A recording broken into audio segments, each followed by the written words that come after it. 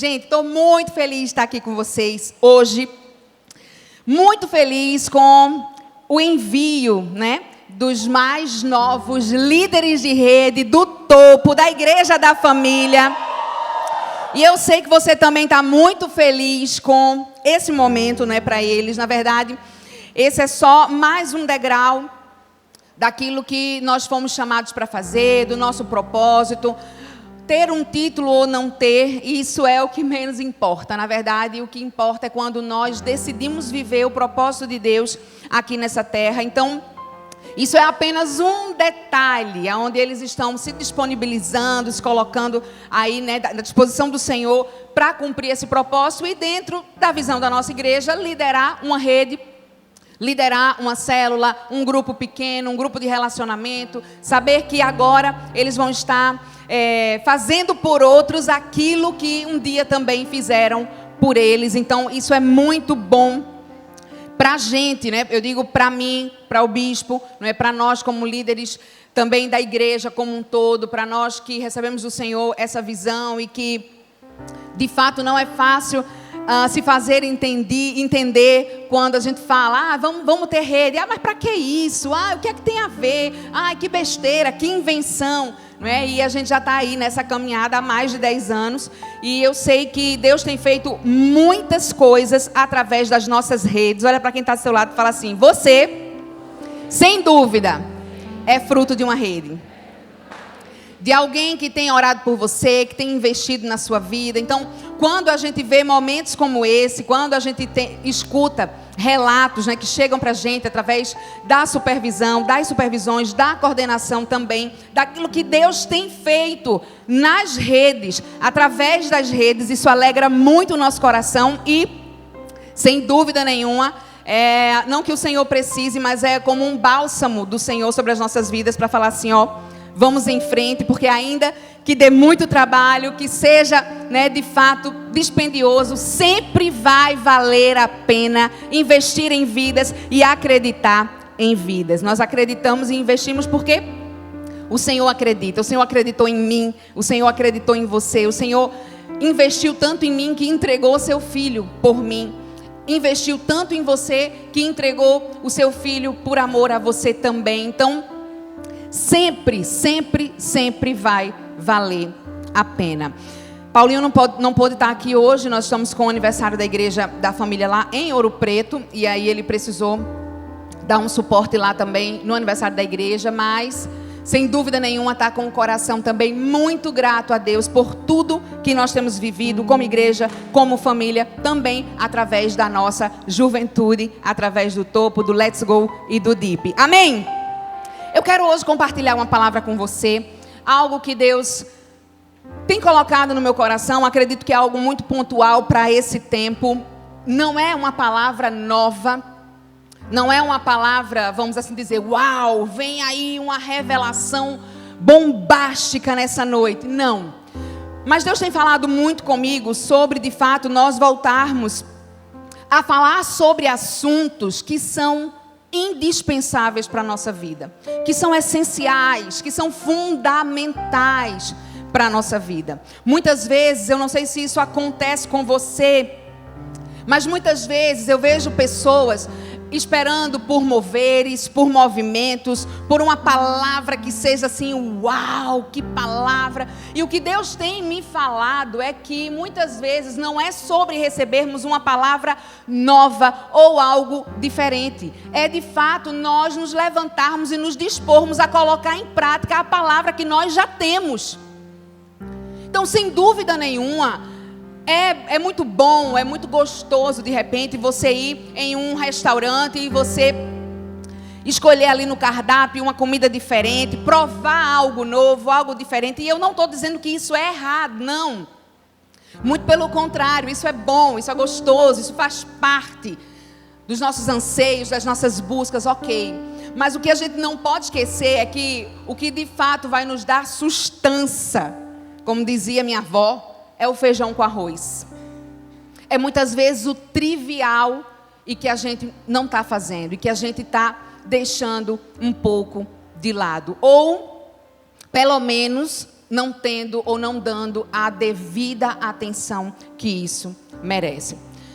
Então eu quero hoje compartilhar com você o meu coração, compartilhar com você as minhas percepções acerca desse tempo e principalmente acerca daquilo que eu creio que Deus tem e quer e vai fazer através da sua vida, da juventude dessa igreja, porque eu creio que há algo poderoso de Deus. Ele vai fazer na sua vida, mas também através da sua vida. Você crê nisso? Abra sua Bíblia comigo. Em Colossenses, no capítulo 3. Colossenses 3. Vocês trouxeram a Bíblia de papel? Eu trouxe porque eu vi na publicação que era para trazer a Bíblia de papel. Vocês não vê o Instagram do topo não, é minha gente? Inclusive, quem ficou curioso para saber qual foi a dica que eu estava dando aqui para as meninas, na verdade, era algo que eu fazia muito no início da minha caminhada com Jesus, além da dica que Maírla deu, né? Vocês não conhecem a musiquinha do Diante do Trono, não? É da Bíblia? Quem conhece a musiquinha? Essa é uma boa, viu? Agora você tem que fazer ela na rotação acelerada, né? Porque na hora da brincadeira, Gênesis 20, número de Deuteronômio, Samuel, Samuel, Reis, Josué, Neemias, né? Você tem que ir fazer Qual é a outra dica? Muito simples. Vai lá no índice, dá uma olhada qual é o livro que vem antes, qual é o livro que vem depois. Na verdade, eu fazia muito isso quando eu comecei a estudar a Bíblia. Porque, gente, a gente fica aí na agonia, né, dizendo assim, eu já tinha achado, tinha nada. Porque às vezes até quem manuseia muito a Bíblia numa hora do aperto sente dificuldade. Então assim, eu queria uma salva de palmas para os guerreiros que estavam aqui. Sério mesmo. Como é o nome do perdedor? Não, é as perdeãs também, gostei, né? Não é perdedora. Mas e dá uma olhadinha lá no índice, né? Até você ir pegando o manejo. Outra coisa, a gente fica um pouco preguiçoso, e eu nem vou falar sobre isso, mas já que eu estou aqui, vou falar. A gente às vezes fica um pouco preguiçoso também, porque a gente parou um pouco de manusear, né, a Bíblia. Então, a praticidade de ter hoje a Bíblia no aplicativo, isso é muito bom, mas às vezes a gente acaba também se acomodando. Então, quando estiver, né, em casa, de repente, no seu momento ali, no seu devocional, pega a Bíblia de papel, vai lá, manuseia, bota para frente, bota para trás. Se a sua Bíblia não tem aquela aba aqui do lado com as indicações dos livros, né? Você pode fazer isso com um post-itzinho, ó, que massa. Várias dicas aí para a gente poder avançar muito nisso, no conhecimento do Senhor e prosseguir em conhecê-los através da sua palavra. Amém? Foi só um parêntese. Abra aí sua Bíblia em Colossenses, no capítulo 3, a partir do verso 1. Colossenses 3, 1. Eu quero ler com você. Nós vamos ler até o 17. Então, mantenha os seus olhos aí na sua Bíblia. Acompanha bem a leitura. Se você estiver lendo aí, acompanhando pela projeção também, né? Mantenha aí seus olhos na palavra. Amém? Colossenses 3:1. Portanto, já que vocês ressuscitaram com Cristo, procurem as coisas que são do alto, onde Cristo está assentado à direita de Deus. Mantenham o pensamento, repete comigo assim, pensamento, nas coisas do alto e não nas coisas terrenas. Pois vocês morreram. Olha para quem está do seu lado. Tem um cadáver aí do seu lado, um defunto. Tem um defunto aí do seu lado. Olha se ele tem algodãozinho no nariz. Pois vocês morreram, vírgula. E agora sua vida está escondida com Cristo em Deus. Quando Cristo, que é a sua vida, for manifestado, então vocês também serão manifestados com Ele em glória. Assim, façam morrer tudo o que pertence à natureza terrena de vocês: imoralidade sexual, impureza, paixão, desejos maus, ganância, que é idolatria. Verso 6. E por causa dessas coisas vem a ira de Deus sobre os que vivem na desobediência. as quais vocês praticaram no passado. Fala comigo, no passado. No passado, quando costumavam viver nelas. Verso 8, mas agora abandonem todas essas coisas. Vem uma listinha aí: ira, indignação, maldade, maledicência, linguagem indecente no falar. Não mintam uns aos outros, visto que vocês já se despiram do velho homem com suas práticas. Verso 10. E se revestiram do novo, o qual está sendo renovado com conhecimento, à imagem do seu Criador. Verso 11. Nessa nova vida, não há diferença entre grego e judeu, circunciso e incircunciso, bárbaro e cita, escravo e livre, mas Cristo é tudo em todos. Verso 12. Portanto, como povo escolhido de Deus, santo e amado, repita assim comigo: santo e amado. É quem você é hoje, santo e amado por Deus. Ele continua aqui dizendo: revistam-se de profunda compaixão, bondade, humildade, mansidão e paciência. Suportem-se uns aos outros e perdoem as queixas que tiverem uns contra os outros. Perdoem como o Senhor lhes perdoou. Acima de tudo, porém, revistam-se do amor, que é o elo perfeito. E que a paz de Cristo seja o árbitro, o juiz do seu coração. Visto que vocês foram chamados para viver em paz, como membros de um só corpo. E sejam agradecidos. Verso 16. Habite ricamente em vocês a palavra de Cristo. Ensinem, aconselhem-se uns aos outros com toda a sabedoria. Cantem salmos, hinos e cânticos espirituais com gratidão a Deus em seu coração. E tudo o que fizerem, seja em palavra ou ação, façam em nome do Senhor Jesus Cristo, dando por meio dele graças a Deus Pai. Amém? Feche os seus olhos, eu quero orar com você nessa noite. Pai, muito obrigado pela tua palavra. Ela é lâmpada para os nossos pés, ela é luz para o nosso caminho.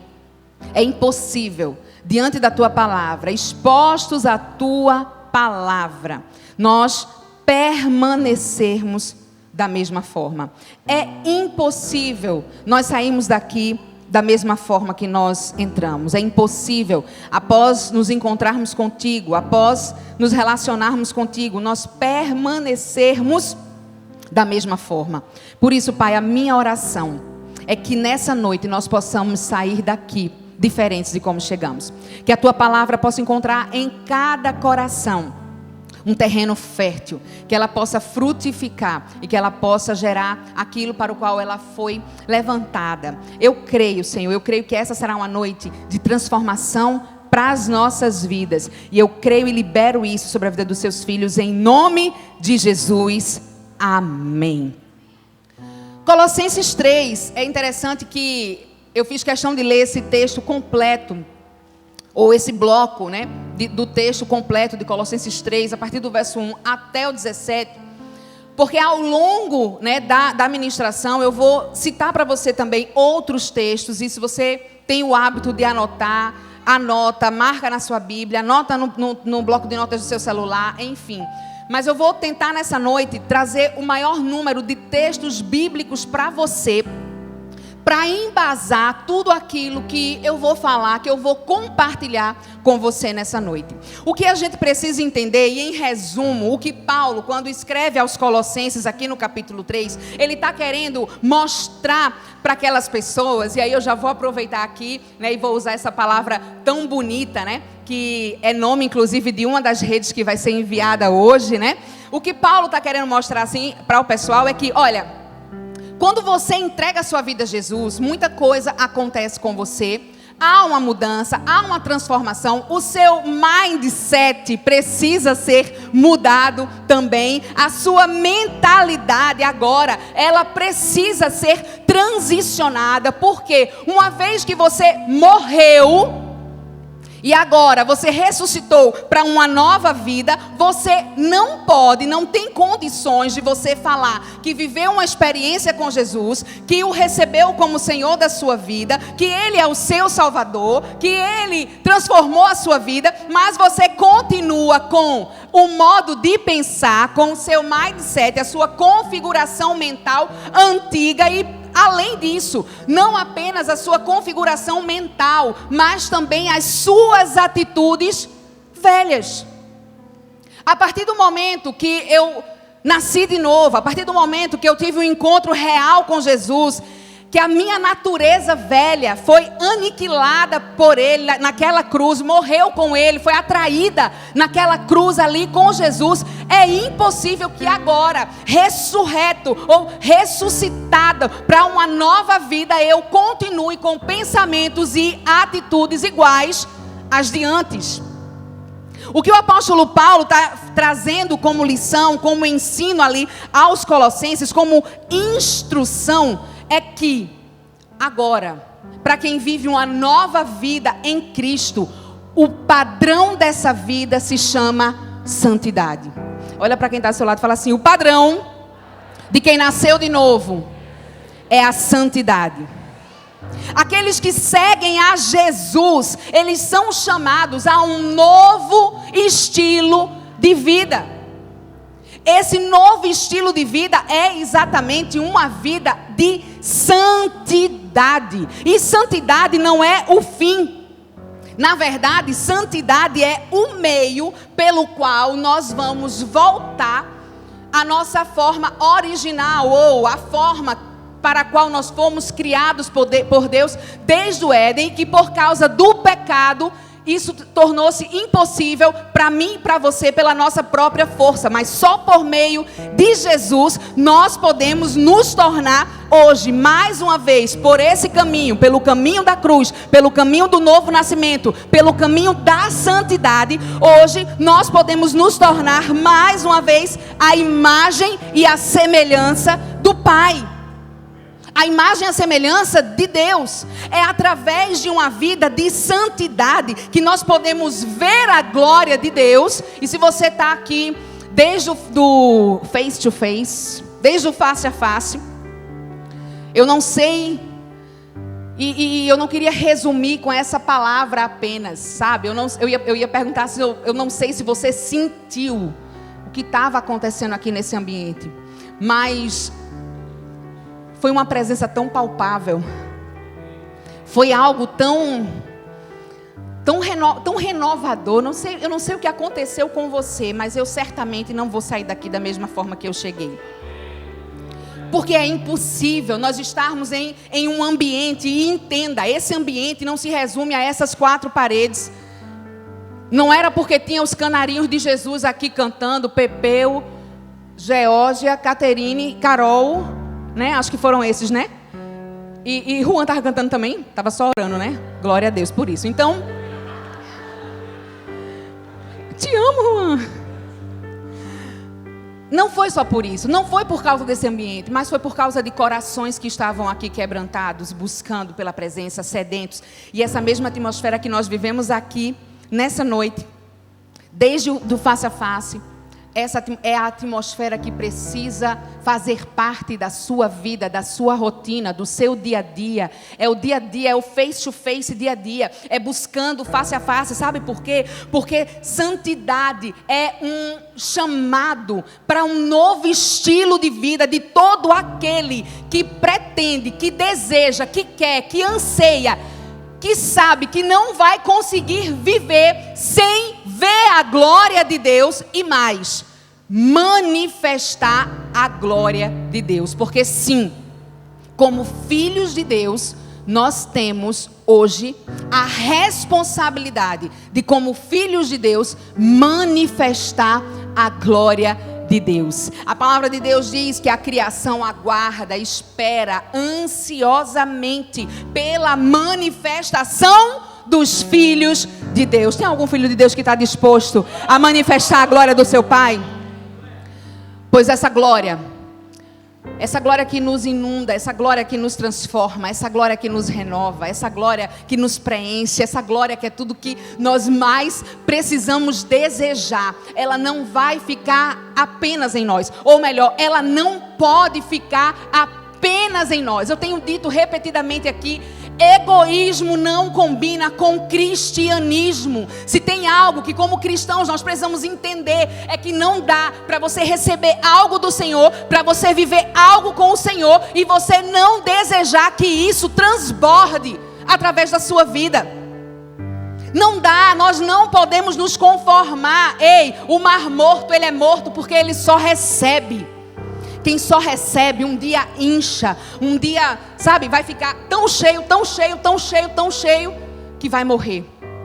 Porque ele está cheio de si mesmo. Mas quando nós permitimos que a glória do Senhor nos encha, e que através de nós ela se manifeste também, com certeza, essa glória ela vai estar sempre se renovando e nos renovando. Não haverá tempo para nós ficarmos cheios de nós mesmos, porque nós estaremos tão cheios da glória de Deus, que essa glória vai se manifestar através de nós.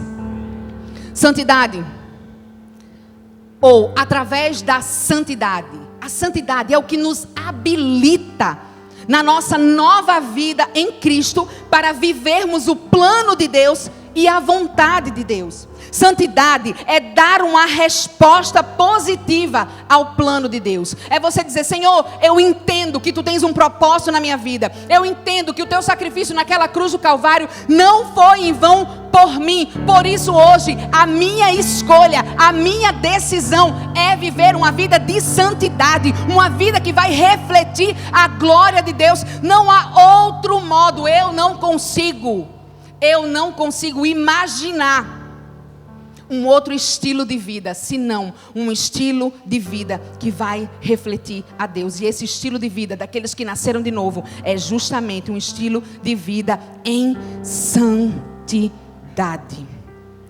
Sabe, a palavra de Deus vai dizer que Deus ele não nos chamou para a imundícia.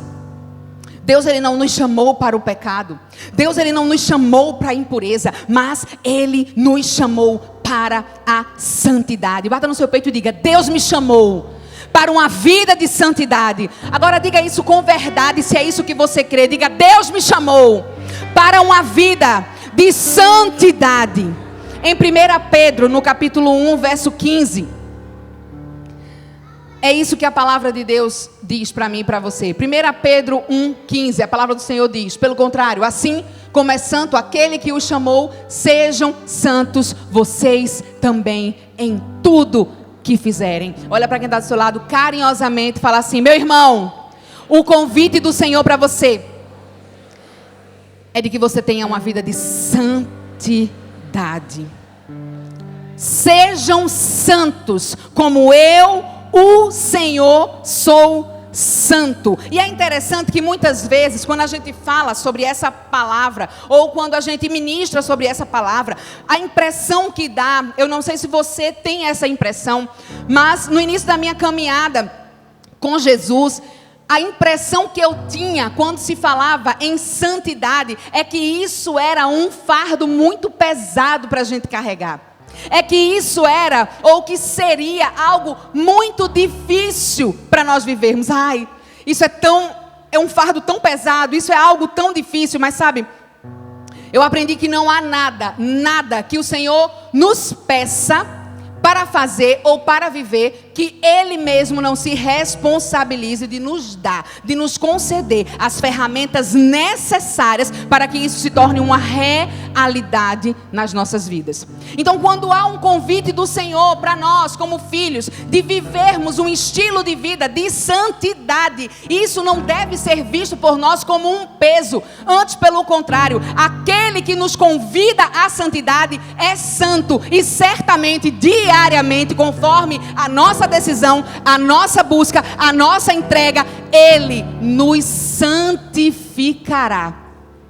por meio desse relacionamento. Sabe, isso não é um fardo, mas precisa ser uma decisão das nossas vidas. Precisa ser uma decisão de quem entendeu o seu propósito, o seu chamado, o motivo pelo qual Jesus foi naquela cruz sem pecado, para me dar uma nova vida. E agora eu não consigo mais viver de outra forma que não seja manifestando a glória daquele que me tirou das trevas e me transportou para a sua maravilhosa luz. Diante do que Paulo escreve aos Colossenses, a gente pode identificar alguns princípios que vão nos ajudar a viver uma vida de santidade.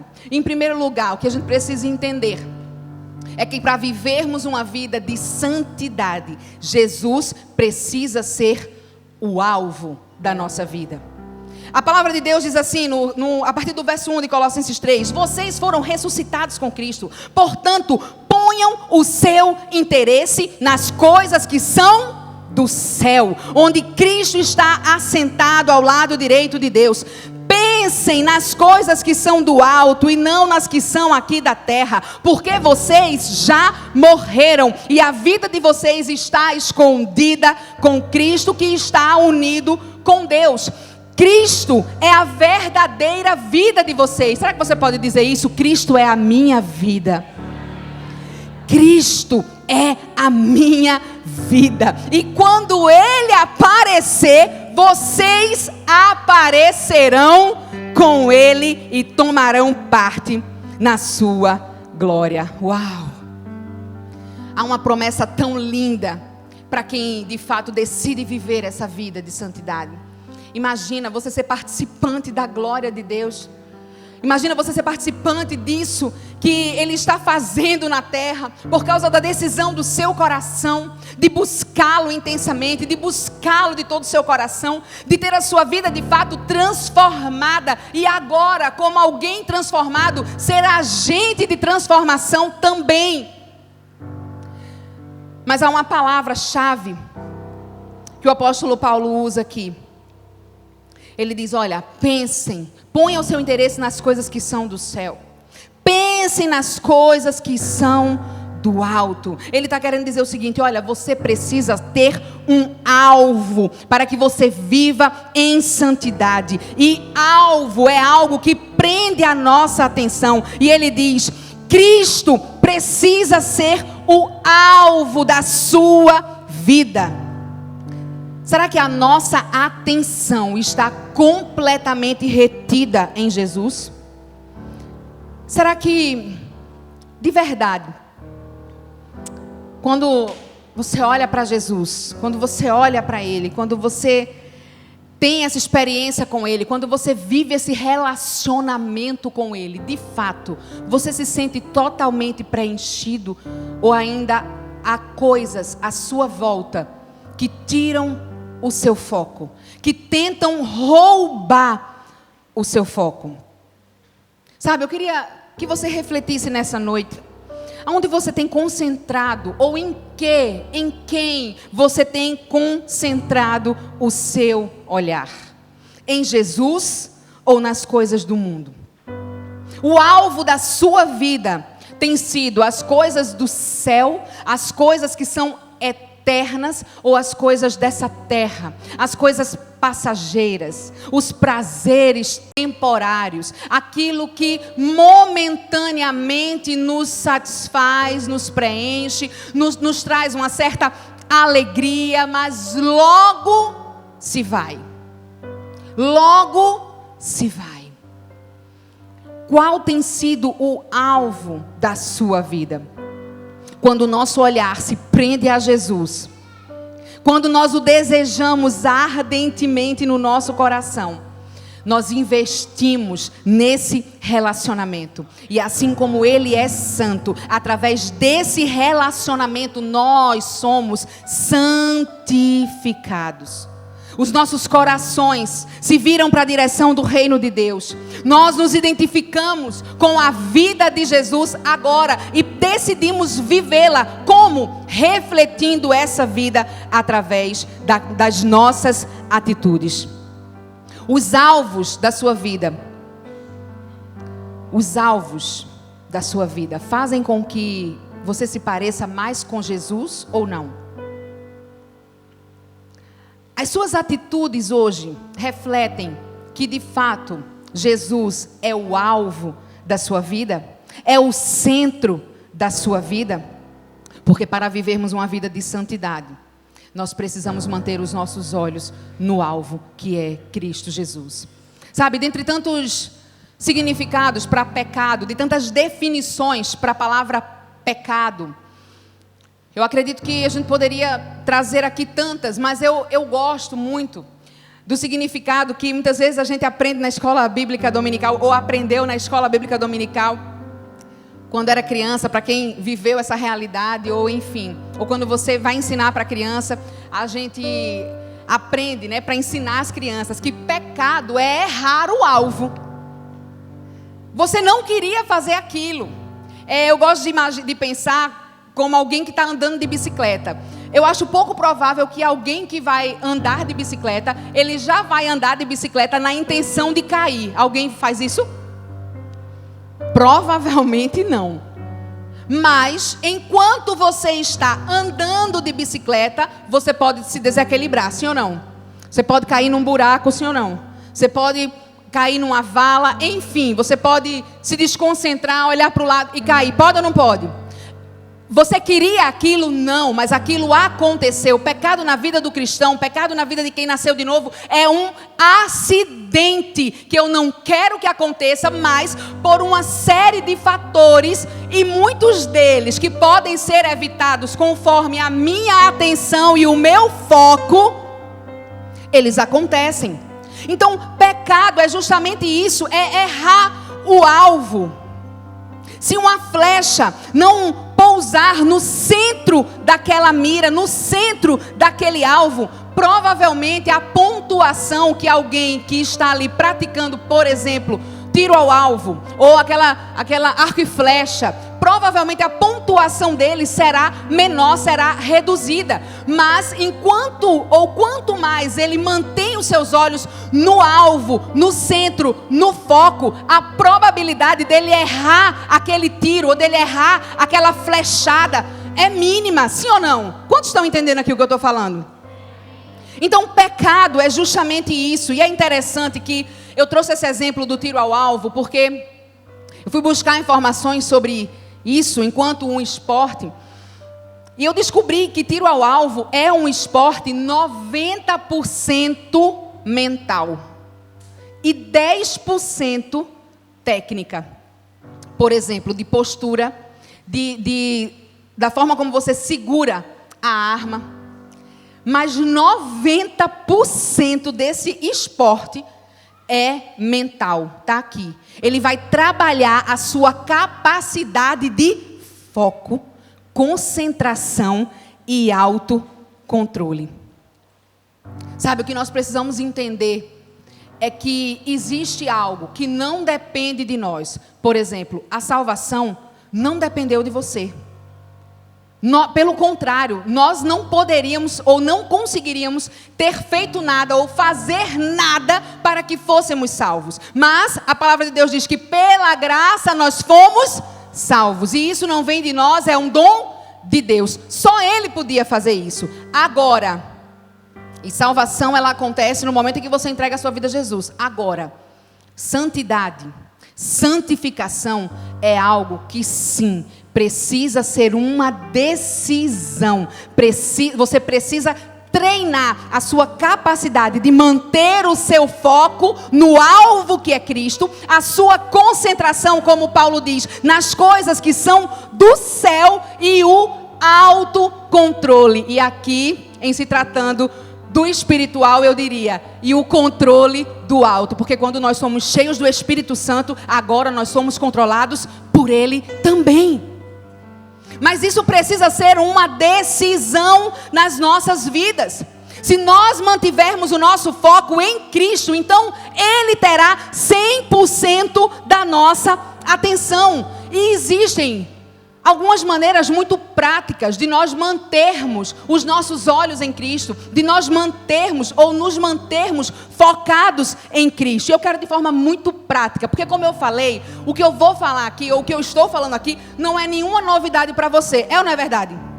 Quantas vezes você já ouviu uma palavra ou já foi ministrado sobre santidade? Todo mundo já foi. Mas eu acredito muito. Nós não temos tempo para perder. Sabe, o mundo jaz em trevas, os dias são maus, mas o nosso Deus continua sendo bom. E existe algo que Ele quer fazer nesse tempo chamado hoje, chamado agora. E Ele vai usar aqueles que se dispuserem a viver esse propósito. Ei, a escolha é sua, Deus vai fazer de qualquer jeito. Eu querendo, eu me dispondo ou não. Mas, é como a palavra de Deus diz, se necessário for, as pedras vão clamar. Mas sabe qual tem sido a minha oração? Ah, Senhor, se Tu tiveres que fazer alguma coisa nesse tempo e nessa geração, me usa, faz através de mim também. Eu quero cooperar contigo. Eu que não merecia, eu que fui alcançada por essa graça, eu que tive a minha vida transformada. Se o Senhor fez em mim, o Senhor pode fazer na vida de qualquer um que crê.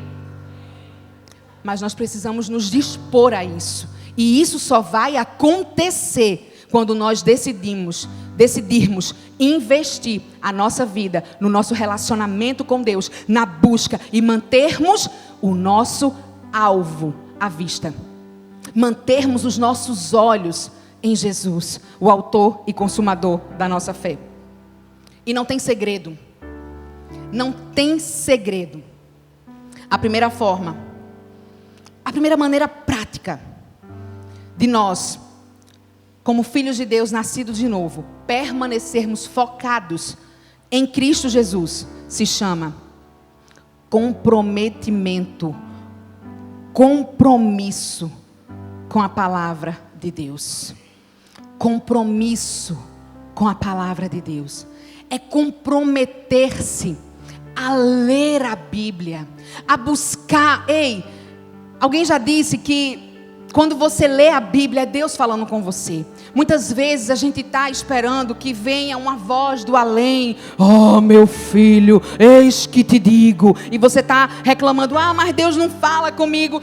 Mas eu não escuto a voz de Deus. Às vezes não é que Deus não fala com você. Às vezes não é que você não está ouvindo a voz de Deus. Às vezes é que a sua Bíblia está fechada. A Bíblia é a palavra de Deus. Não! Muitos dizem hoje, a Bíblia é só um livro escrito por homens. Não!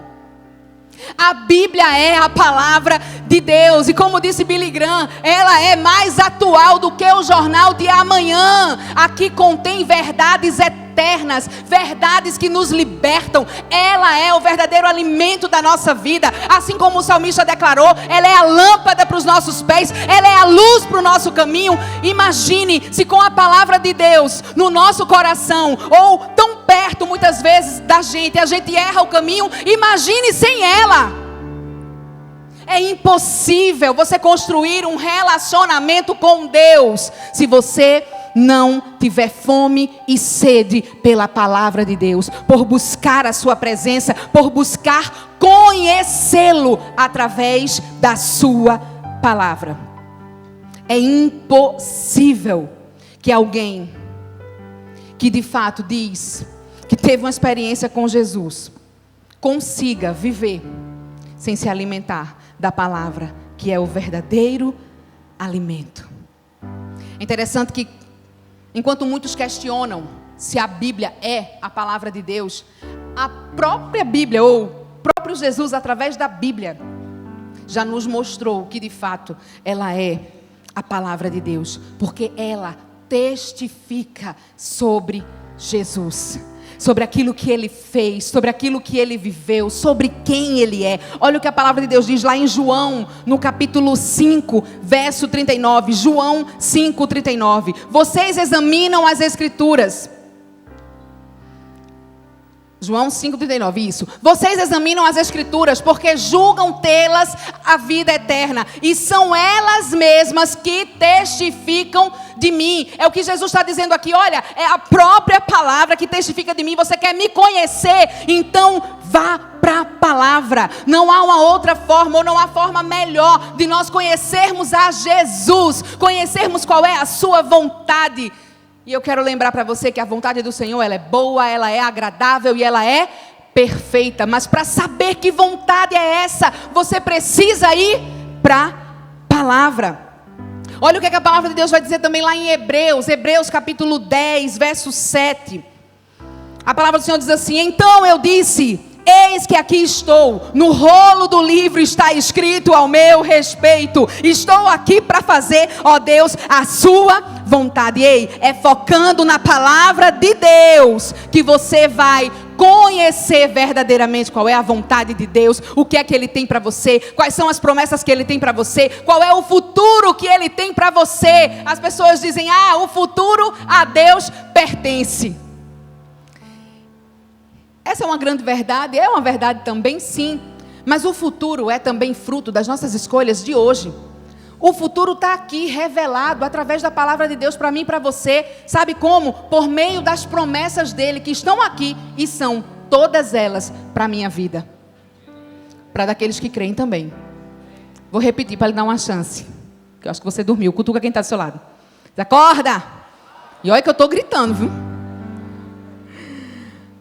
Todas as promessas, todas, são para a minha vida.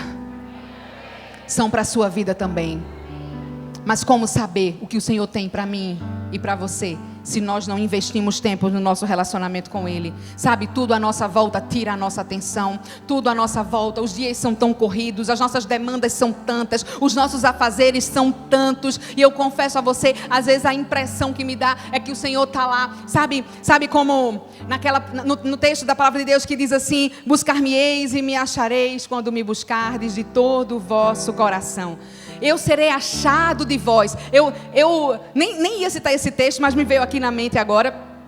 Mas a impressão que eu tenho quando eu leio esse texto, quando eu medito nesse texto, é como se Jesus estivesse fazendo aquela brincadeira que muitos pais fazem com o filho. Se esconde atrás de uma cortina praticamente transparente, aquele tecido bem fininho, de voal. E o pai, quando se esconde atrás daquela cortina, ele acha, né, na cabeça do filho que ele vai estar escondido dele. Mas na verdade ele não está escondido. Ele está fazendo questão que o filho ache. Eu não sei se você já brincou disso com seu pai, quando você era pequeno, né? Mas essa é a verdade. A gente se esconde ali num lugar, ou você vai para trás de uma pilastra que não lhe cabe atrás e se esconde e diz assim: estou escondido, vem me achar. Na verdade, você já está dando a ele a oportunidade de lhe achar. É assim que eu imagino que Deus está fazendo comigo e com você. Ele está lá chamando: vem me buscar, vem me procurar. Mas Ele já está lá, diante de nós, desejando ser achado. Mas para isso, nós precisamos desejar. Sabe por quê? Porque todo relacionamento é uma via de mão dupla. Pense num namoro, pense numa amizade. Todo relacionamento tem que haver investimento, dedicação, busca, renúncia de ambos os lados, sim ou não? Assim também é no nosso relacionamento com Deus. Nós precisamos desejar. Está aqui uma excelente forma de você manter o seu foco nas coisas que são do céu, mantendo o seu foco na palavra de Deus.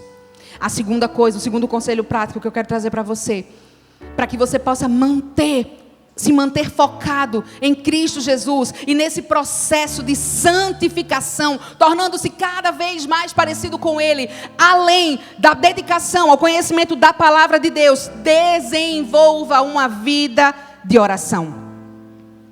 Sabe, assim como a Bíblia é a voz de Deus falando conosco, e como eu acabei de citar, todo relacionamento é uma via de mão dupla. Nós também precisamos, nesse relacionamento, dedicar tempo para falar, para conversar.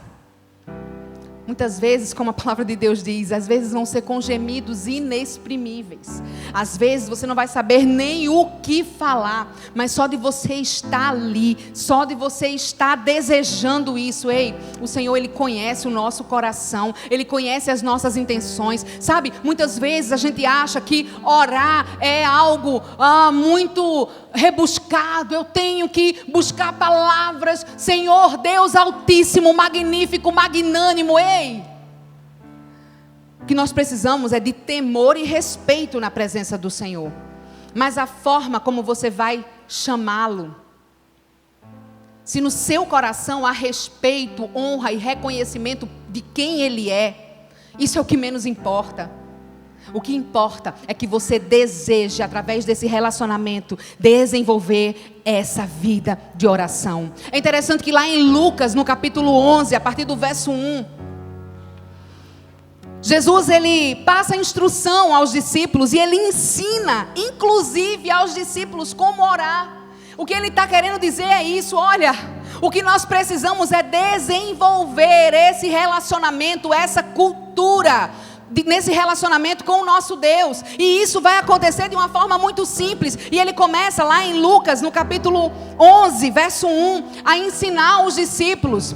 E Jesus estava orando em um lugar. Quando terminou, um dos seus discípulos lhe pediu: Jesus, Senhor, ensina-nos a orar, como também João ensinou os discípulos dele. Próximo versículo, a palavra do Senhor vai dizer assim: então Jesus disse: vocês quando orarem, digam. Que versão é essa? NAA. O Pai Nosso. O que Jesus ensinou foi o Pai Nosso. E eu acredito que você sabe, que você conhece. Mas muito mais do que essa se tornar a oração mais conhecida da humanidade, ou uma reza, ou um mantra, ou uma repetição apenas da boca para fora, o que Jesus estava querendo ensinar ali era sobre esse relacionamento. E Ele começou a ensinar os discípulos, dizendo: Pai Nosso que estás no céu, santificado seja o teu nome, venha o teu reino, seja feita a tua vontade, assim na terra como é no céu. Ele fala sobre o desejo de viver a vontade de Deus, a oração do Pai Nosso. O que Jesus está querendo dizer é isso: você precisa fazer isso, e é de forma simples, não é com palavras simplesmente rebuscadas, mas é com sinceridade no seu coração. E Ele continua dizendo: o pão nosso de cada dia tu nos dá hoje. Isso é gratidão. Isso é gratidão, porque Ele reconhece que Jesus, que Deus é aquele que supre todas as nossas necessidades. Sabe, uma vida de santidade, de santificação, ela nasce, ela vem, ela cresce, ela se desenvolve através desse relacionamento, através da busca pela palavra e também através da busca pelo Senhor na oração. Coisas pequenas, coisas grandes, qualquer coisa, fale com Deus. A palavra de Deus diz que os ouvidos do Senhor não estão agravados, nem a sua mão encolhida para que não possa abençoar. A palavra de Deus vai dizer também que muitas vezes nós não recebemos porque não pedimos. E eu não estou aqui te incitando ou te instigando a simplesmente chegar para Deus, chegar no seu momento de oração somente para pedir. Mas na verdade, se você tiver a intenção no seu coração de pedir a coisa certa, certamente você vai receber o que você está pedindo e muito mais além. Porque Deus deu a Salomão o direito de escolher pedir o que ele quisesse. E talvez se hoje Deus fizesse ou nos desse essa autorização, seja sincero, o que você pediria? Um iPhone 15? Desejos, anseios da nossa alma. Um tênis novo. Um carro novo. Desejos, anseios da nossa alma. Salomão vai diante do Senhor. E o Senhor diz a ele: pede-me o que quiseres. E Salomão pediu ao Senhor sabedoria. Porque de nada adianta nós termos as coisas se nós não tivermos sabedoria para administrar aquilo que o Senhor vai nos dar. Se tem algo que nós precisamos pedir a Deus, é mais dele, mais da sua presença, mais da sua vida, mais da sua graça, mais da sua sabedoria. Que os nossos olhos se abram e certamente Ele vai nos dar o que estamos pedindo e muito mais. Sabe por quê? Porque isso reflete o coração de alguém que está fazendo aquilo que está lá em Mateus 6,33. Buscai em primeiro lugar o reino de Deus e a sua justiça, e todas, diga assim comigo, todas as demais coisas nos serão acrescentadas. Por fim, para desenvolvermos uma vida de santidade que reflete a glória de Deus, além de buscarmos relacionamento com Deus através da sua palavra, através da oração, nós precisamos reconhecer que todas as nossas necessidades só serão supridas na fonte que é o nosso Senhor e Salvador Jesus Cristo. No Salmo 123, verso 2, a palavra do Senhor diz assim: como os olhos dos servos estão fitos nas mãos dos seus senhores, e os olhos das servas na mão da sua senhora, assim também os nossos olhos estão fitos no Senhor, o nosso Deus, até que se compadeça de nós. Jesus é a ampla suficiência da nossa vida. Jesus é a fonte e a única fonte capaz de matar a nossa fome, a nossa sede, todos os nossos anseios. Sabe, eu sei que você é jovem assim como eu, também sou. Vou até tomar água que a jovem está com sede. Eu sei que você é jovem assim como eu, e eu sei que nós estamos diante de uma geração que tem tantas coisas tão apetitosas aos olhos, pertinho, fácil, acessível demais, a um toque, a um clique, diante dos seus olhos.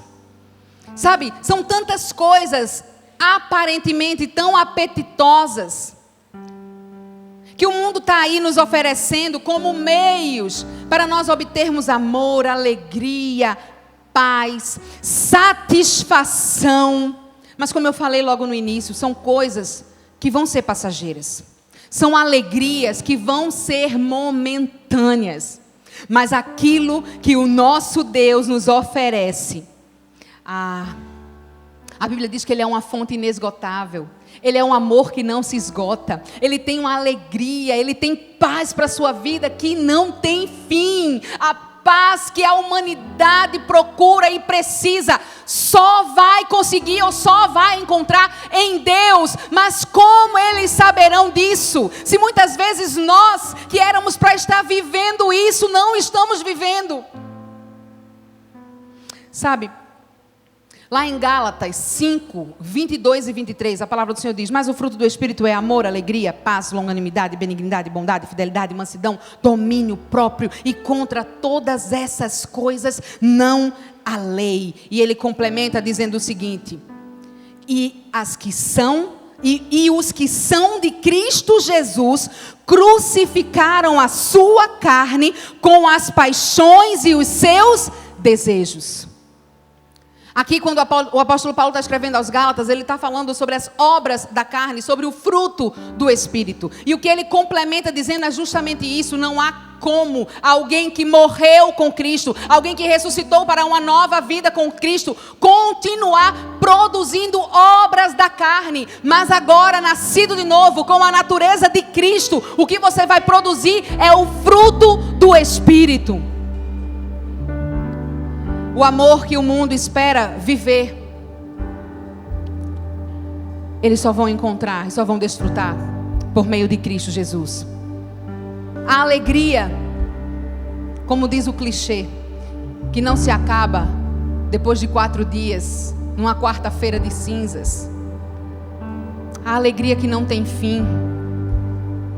A alegria que transborda, está acessível através de Cristo Jesus.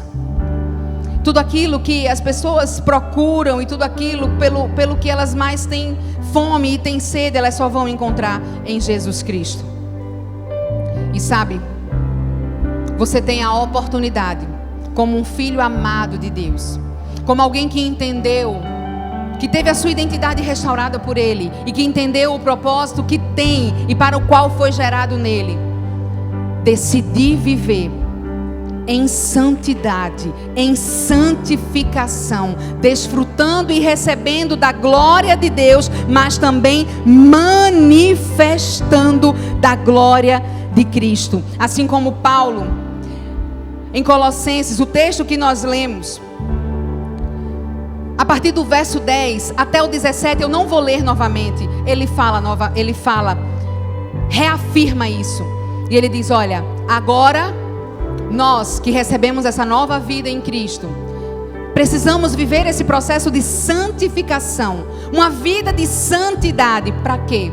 Para refletir a sua nova vida em Cristo.